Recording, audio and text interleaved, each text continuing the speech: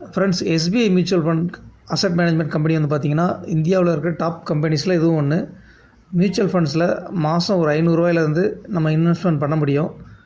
Investment பண்ணுறதுக்கு முன்னாடி நம்ம இன்வெஸ்ட்மெண்ட் வந்து ஒரு கோல் பேஸ்டாக இருக்கணும். அப்போ தான் மாதம் எவ்வளோ இன்வெஸ்ட்மெண்ட் பண்ணோம்னா எத்தனை வருஷத்தில் நம்ம கோல்ஸ் வந்து அச்சீவ் பண்ண முடியும்னு நமக்கு ஒரு தெளிவான ஐடியா கிடைக்கும். ஸ்டாக்கில் இன்வெஸ்ட்மெண்ட் பண்ணோம்னா நமக்கு வந்து டெக்னிக்கல் அனாலிசிஸ் அதேமாரி ஃபண்டமெண்டல் அனாலிசிஸ்லாம் தெரிஞ்சிருக்கணும்.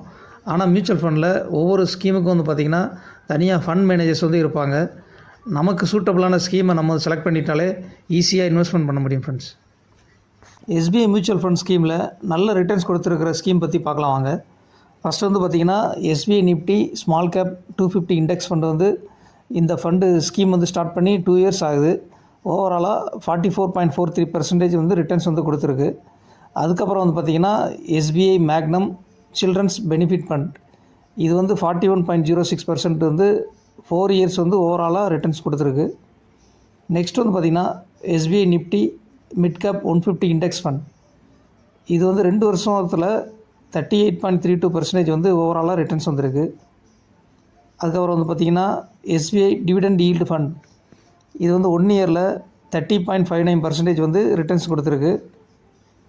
அதுக்கப்புறம் வந்து பார்த்திங்கன்னா எஸ்பிஐ ரிட்டையர்மெண்ட் பெனிஃபிட் ஃபண்ட் இது வந்து 3 இயர்ஸ் ஓவராலாக வந்து 20.97% வந்து ரிட்டர்ன்ஸ் வந்து வந்திருக்கு. அதுக்கப்புறம் வந்து பார்த்திங்கன்னா எஸ்பிஐ ஸ்மால் கேப் ஃபண்ட் இது வந்து 15 இயர்ஸ் ஓவராலாக வந்து பார்த்திங்கன்னா 20.57% வந்து ரிட்டர்ன் வந்திருக்கு.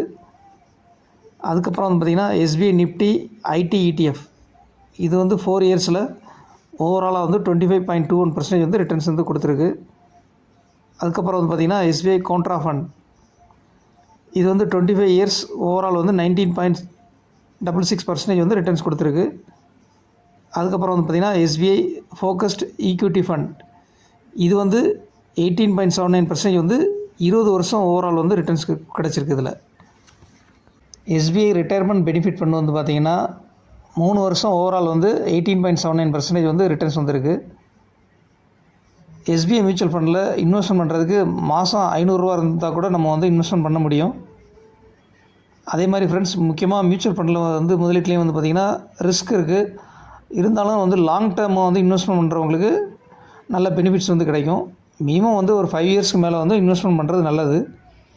அதே மாதிரி ₹500 இருந்தால் கூட நம்ம எஸ்ஐபி சிஸ்டமேட்டிக் இன்வெஸ்ட்மெண்ட் பிளானில் நம்ம வந்து இன்வெஸ்ட்மெண்ட் பண்ண முடியும். இன்வெஸ்ட்மெண்ட் பண்ணுறதுக்கு முன்னாடி பேன் ஆதார் லிங்க் வந்து பண்ணியிருக்கணும். இது ரொம்ப முக்கியமான ஸ்டெப்பு. அதுக்கப்புறம் வந்து பார்த்திங்கன்னா உங்களுடைய PAN card details Aadhaar card details தான் தேவைப்படும். கேஒய்சி வந்து கம்ப்ளீட் பண்ணணும். எஸ்பிஐ மியூச்சுவல் ஃபண்டில் இன்வெஸ்ட்மெண்ட் பண்ணுறதுக்கு டைரெக்டாக எஸ்பிஐயோட வெப்சைட்டில் வந்து இன்வெஸ்ட்மெண்ட் பண்ண முடியும். அதே மாதிரி இந்த ரெஜிஸ்ட்ரேஷன் ப்ராசஸ் வந்து யாருக்காவது பண்ணுறது கொஞ்சம் கஷ்டமாக இருந்தால் நீங்கள் வந்து பிஸ்னஸ் சம்மளை கூட கான்டாக்ட் பண்ணலாம். பிஸ்னஸ் சம்மளோட வந்து மெயில் ஐடி வந்து நான் டிஸ்கிரிப்ஷனில் கொடுத்துருக்கேன். ஃப்ரெண்ட்ஸ், மாதம் ₹500 வந்து கூட நீங்கள் உங்கள் இன்வெஸ்ட்மெண்ட்டை ஸ்டார்ட் பண்ண முடியும்.